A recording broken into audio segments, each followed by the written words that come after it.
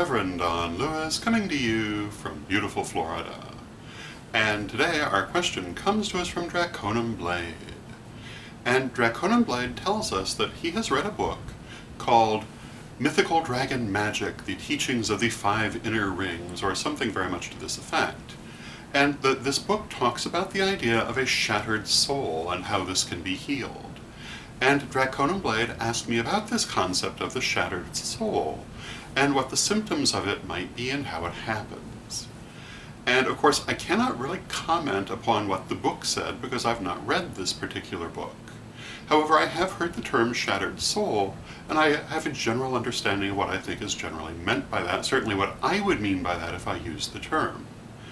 And we've talked on the vlog before about the idea of soul loss, that when you experience a particularly traumatic situation, parts of your soul kind of get stuck in it.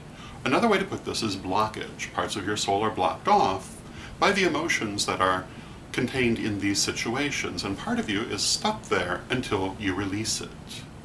And sometimes the greater portion of the soul can be trapped in these blockages. This is why clearing blockages and shadow work are very important, and clearing these blockages is part of what we term shadow work. The term shattered soul, I would assume, most commonly refers to one of two things: either a soul which has most of its parts blocked in this way, or a soul which has a large number of blockages resulting from a single particularly traumatic event. And either way, they happen in the same way because the event triggered a blockage within the soul, and they're also healed in the same way, by healing and releasing those blockages. And the most effective way to do that, in my experience, is soul retrieval, though it's certainly not the only way, but it would be the one that I would recommend. So, I hope that answers your question and gives you something to think about, and until next time, may you blessed be. The Tarot of Hecate.